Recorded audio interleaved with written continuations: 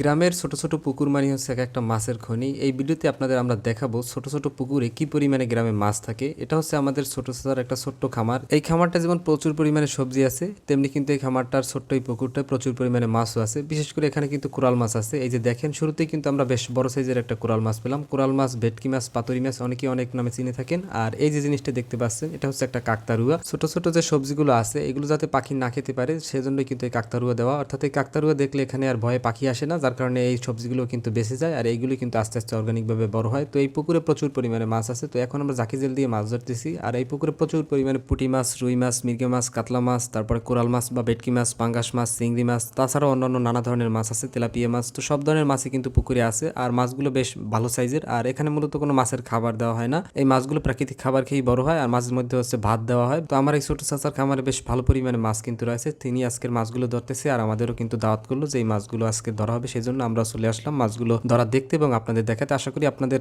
এই ভিডিওগুলো ভালো লাগবে এবং সেই সাথে আপনাদের আরো একটা বিষয় আমরা শেয়ার করি। আমাদের এদিকে যে শুধু নদীর কোরাল মাছ পাওয়া যায় সেটা না, আমাদের এদিকে কিন্তু পুকুরেও প্রচুর পরিমাণে কোরাল মাছ পাওয়া যায়। কারণ সিজনে যখন বর্ষাকাল থাকে বিশেষ করে, তখন প্রচুর পরিমাণে কোরাল মাছের বাচ্চাগুলো পাওয়া যায়। আর সেই ছোট ছোট কোরাল মাছগুলো কিন্তু এই পুকুরে ছাড়া হয় আর সেই কোরালগুলোই কিন্তু আস্তে আস্তে বড় হয়। তো এই ধরনের কোরাল মাছ কিন্তু আমরা বিক্রি করেও থাকি, আবার নিজেরাও খেয়ে থাকি। তো শীতের মৌসুমে এই কোরাল মাছ কিন্তু খেতে খুবই সুস্বাদু। সেই সাথে নদীর গলদা চিংড়ি, এখানে কিন্তু গলদা চিংড়িও প্রচুর পরিমাণে আছে। আজকের যদিও জালে উঠতেছে না, তারপরে উঠলে আপনাদের দেখানোর চেষ্টা করবো। আর সেই সাথে অন্যান্য মাছও কিন্তু উঠতেছে, চাষের মাছ, বিশেষ করে তেলাপিয়া মাছ, সিলভার কাপ মাছ সহ আরো অন্যান্য মাছ। তো সব ধরনের মাছই আমরা আজকে রাখতেছি। আজকে আমরা মূলত নদীর যে মাছগুলো সেই মাছগুলো ধরতেই পুকুরে আসলাম। তো দেখেন, এই যে আমরা গলদা চিংড়ি পাইলাম আর সেই সাথে আরো একটা মজার মাছ পেলাম, সেটা হচ্ছে এই যে তারিয়াল মাছ। এই মাছটা অনেকেই চিনেন, আবার অনেকেই চিনেন না। এটা মূলত নদীতে হয়ে থাকে আর এই মাছগুলো অনেক বড় হয়, যার কারণে আমরা ছেড়ে দিলাম এই মাছটা। তো এই মাছটা হচ্ছে একটা নদীর মাছ, সুস্বাদু মাছ। তো গ্রামে থাকার সব থেকে মজার বিষয় হচ্ছে এটাই যে পুকুরে জাকি জাল ফেললেই কিন্তু মাছ পাওয়া যায় আর সবার পুকুরেই কিন্তু কম বেশি মাছ থাকে। আর গ্রামে যে শুধু চাষের মাছ পাওয়া যায় এমনটা নয়। তো আমাদের এখান থেকে সুন্দরবন খুবই কাছে থাকার কারণে আমরা কিন্তু পুকুরে হরহামেশাই দেখা গেছে নদীর মাছ পেয়ে থাকি আর এই মাছগুলো খেতেও কিন্তু খুবই সুস্বাদু হয়। তো আপনারা যারা এই মাছগুলো পছন্দ করেন খেতে, তারা অবশ্যই কমেন্ট করে জানাবেন। এবং আপনাদের ভালোবাসায় আমাদের পেজ কিন্তু এখন প্রায় 100K এর দ্বার প্রান্তে। তো আপনারা যারা নিয়মিত আমাদের চ্যানেলের এবং আমাদের পেজের সাথে ছিলেন তাদের সবাইকে অসংখ্য ধন্যবাদ। আশা করি আপনারা নিয়মিত আমাদেরকে এইভাবেই সাপোর্ট এবং ভালোবাসা দিয়ে যাবেন এবং আমরা চেষ্টা করবো সুন্দরবনের সত্যিকারের সৌন্দর্য আপনাদের দেখাতে এবং আশা করি আপনারা আমাদের পেজে এভাবেই সাপোর্ট এবং ভালোবাসা দিয়ে যাবেন। তো এতক্ষণ যারা কষ্ট করে ভিডিওটা দেখলেন সবাইকে অসংখ্য ধন্যবাদ। ভালো থাকবেন সবাই। আসসালামু আলাইকুম, আল্লাহ হাফেজ।